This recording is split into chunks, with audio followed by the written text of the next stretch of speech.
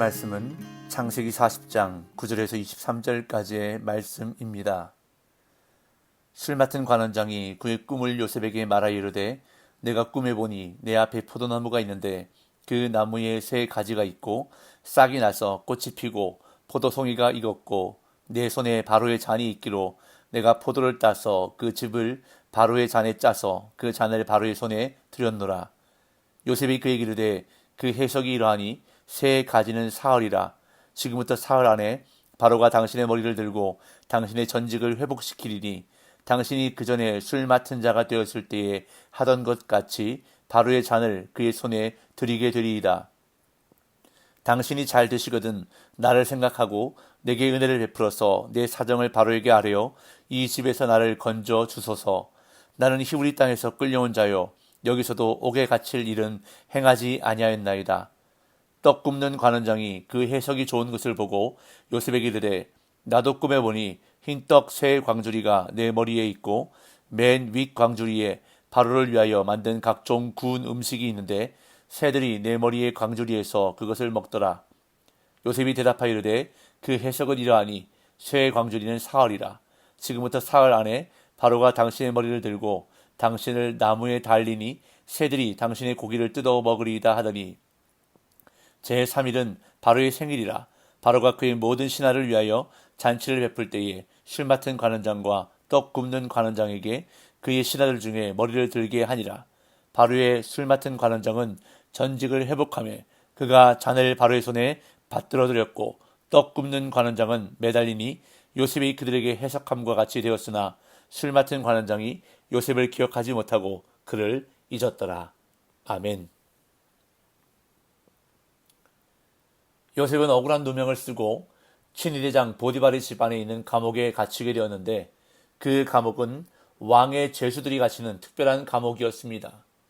그런데 애굽왕 바로의 술을 맡은 관원장과 떡을 굽는 관원장이 무슨 죄인지는 모르지만 왕에게 범죄하여 요셉이 갇힌 감옥에 들어오게 됩니다. 그래서 보디발은 그들을 요셉에게 맡겨 수종들게 하였는데 하나님께서 이루신 만남이었습니다. 비록 감옥에서의 만남이지만 애굽 왕 바로의 최측근에 있는 중요한 관리들과 요셉은 만나게 된 것입니다. 그런데 하루는 이 두 관원장들이 같은 날 밤에 꿈을 꾸게 되었는데 꿈 내용은 서로 달랐지만 범상치 않은 꿈이었기에 둘 다 근심에 빠져 있었습니다. 감옥 안이라 꿈을 해석해 줄 사람이 없었기에 그들은 생사의 기로에서 두려움과 근심에 잠길 수밖에 없었던 것입니다. 다음날 아침 그들의 얼굴에 근심이 가득한 것을 보고 요셉이 그 이유를 묻자 그들은 꿈을 해석해 줄 사람이 없어서 근심한다고 대답했고 그 말을 들은 요셉은 해석은 하나님께 있다고 하며 꿈을 들려달라고 말했습니다. 그러자 술 맡은 관원장이 먼저 자신의 꿈을 요셉에게 이야기해 주었습니다. 오늘 본문 9절에서 11절입니다. 술 맡은 관원장이 그의 꿈을 요셉에게 말하여 이르되 내가 꿈에 보니 내 앞에 포도나무가 있는데 그 나무에 새 가지가 있고 싹이 나서 꽃이 피고 포도송이가 익었고 내 손에 바로의 잔이 있기로 내가 포도를 따서 그 즙을 바로의 잔에 짜서 그 잔을 바로의 손에 들였노라. 요셉에게 먼저 꿈을 이야기한 사람은 바로의 술 맡은 관원장이었습니다. 그는 자신의 꿈을 비교적 상세하게 설명하는데 포도나무에 새 가지가 있고 싹이 나서 꽃이 피고 포도송이가 익은 것을 꿈에 보았다고 이야기합니다. 이것은 포도가 익어 술이 만들어지는 과정을 간결하게 표현한 것입니다. 술 맡은 관원장은 그 익은 포도송이를 따서 그 즙을 바로의 잔에 짜서 바로의 손에 드리는 꿈을 꾸었다고 이야기했습니다. 그러자 그 이야기를 들은 요셉은 그의 꿈을 곧바로 해석합니다. 12절 13절 요셉이 그에게 이르되 그 해석이 이러하니 새 가지는 사흘이라. 지금부터 사흘 안에 바로가 당신의 머리를 들고 당신의 전직을 회복시키리니 당신이 그 전에 술 맡은 자가 되었을 때에 하던 것 같이 바로의 잔을 그의 손에 드리게 되리이다. 어제 본 8절에서 요셉은 해석은 하나님께 있지 아니하니까 라고 말했지만 오늘 본문은 요셉이 어떻게 하나님께 해석을 구했는지는 설명하지 않습니다. 요셉은 술 맡은 관원장으로부터 꿈 이야기를 듣자마자 신속하고 정확하게 꿈을 풀이해 주었습니다. 요셉은 꿈에서 본 포도나무의 새 가지는 3일을 가리키는 것이라 말합니다. 그러면서 지금부터 3일 안에 바로가 당신의 머리를 들고 당신의 전직을 회복시키실 것이라 말해줍니다.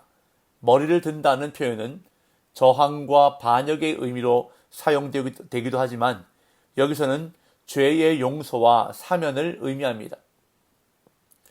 요셉은 술 맡은 관원장이 감옥에서 풀려나 다시 술 관원장의 지위를 회복하게 될 것이라 말하면서 전에 하던 것처럼 포도 열매의 즙을 따서 바로에게 드리게 될 것이라고 말해 주었습니다.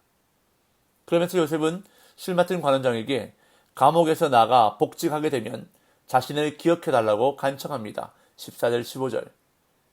당신이 잘 되시거든 나를 생각하고 내게 은혜를 베풀어서 내 사정을 바로에게 아뢰어 이 집에서 나를 건져 주소서. 나는 히브리 땅에서 끌려온 자요 여기서도 옥에 갇힐 일은 행하지 아니하였나이다. 요셉은 술 맡은 관원장이 감옥에서 풀려나 다시 복직될 것이라고 확신합니다. 그래서 자신의 억울함을 그에게 토로하며 나중에 자신을 감옥에서 꺼내달라고 부탁합니다. 요셉은 나를 기억해달라는 표현을 2번씩이나 사용하며 간청하는데요. 우리말 번역에는 나를 생각하고 라고 되어 있지만 영어 성경을 보면 remember me 라고 되어 있는 것을 보게 되고 또한 내 사정을 바로에게 아뢰어 에도 원문에는 기억하다 라는 뜻의 동사가 사용되고 있습니다. 요셉은 자신을 이 집에서 건져달라고 부탁하면서 자신의 억울한 처지를 호소합니다. 먼저 나는 히브리 땅에서 끌려온 자요 라고 말하는데 여기서 끌려온 자는 문자적으로 납치되어 온 자, 도둑질 당해 온 자라는 의미입니다. 그리고 자신은 애굽에 와서 감옥에 들어올 만한 잘못을 저지르지 않았다고 항변합니다. 이렇게 요셉이 술 맡은 관원장의 꿈을 아주 좋게 해석해 주자 이것을 옆에서 듣고 있던 떡 굽는 관원장도 자신이 꾼 꿈 이야기를 요셉에게 해줍니다. 16절 17절. 떡 굽는 관원장이 그 해석이 좋은 것을 보고 요셉에게 이르되 나도 꿈에 보니 흰떡 세 광주리가 내 머리에 있고 맨 윗 광주리에 바로를 위하여 바로를 만든 각종 구운 음식이 있는데 새들이 내 머리의 광주리에서 그것을 먹더라.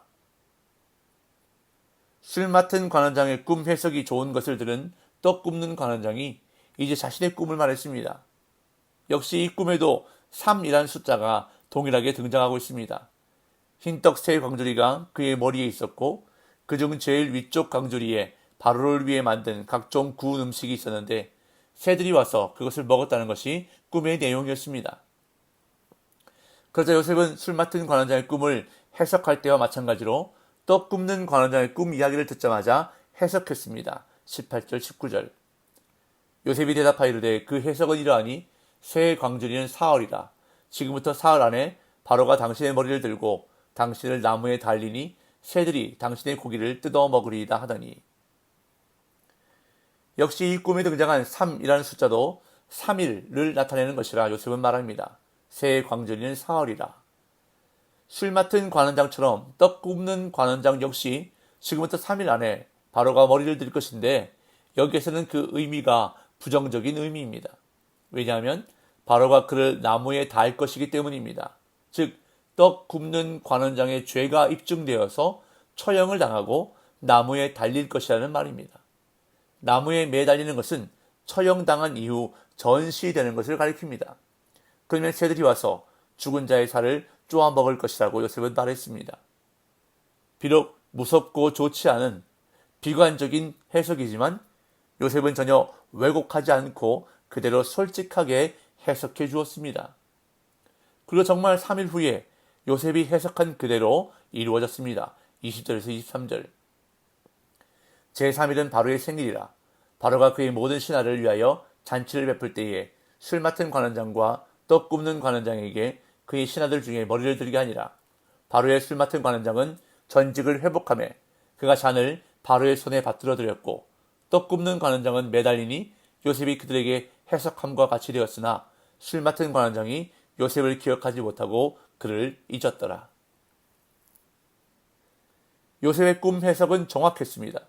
두 관원장이 꿈을 꾼 날로부터 3일 후에 바로의 생일 잔치가 벌어졌고 그날에 술 맡은 관원장과 떡 굽는 관원장은 옥에서 풀려나 바로 앞에 서게 되었습니다. 결국 요셉의 해석대로 술 맡은 관원장은 다시 복직이 되었지만 떡 굽는 관원장은 처형당해 나무에 매달리게 되었습니다. 이 짧은 언급을 통해 본문은 요셉의 해석이 틀리지 않았고 하나님으로부터 그 해석이 나왔음을 선언하고 있습니다.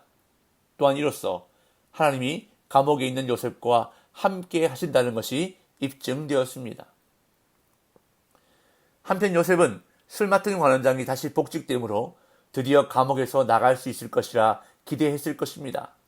자기가 부탁한 대로 바로에게 자기 사정을 아뢰어 이제 곧 자신이 풀려나 아버지의 집으로 돌아갈 수 있으리라 기대했을 것입니다. 그러나 그런 요셉의 기대와는 달리 본문은 술 맡은 관원장이 요셉을 기억하지 못하고 그를 잊었더라 라고 언급합니다. 기억하지 못했다, 잊었다 라고 같은 표현을 2번 반복하며 사용하고 있는 것은 이제 옥에서 풀려나리라는 소식을 기다렸지만 아무리 기다려도 소식이 없어 절망에 빠진 요셉의 심정을 고스란히 전달하는 표현입니다. 요셉은 애굽으로 팔려간 후에 형제들에게 잊혀졌는데 또다시 잊히게 되었음을 보여주고 있습니다. 요셉이 얼마나 절망하고 낙심했을까요? 왜 내 인생은 이렇게 안 풀리는 걸까?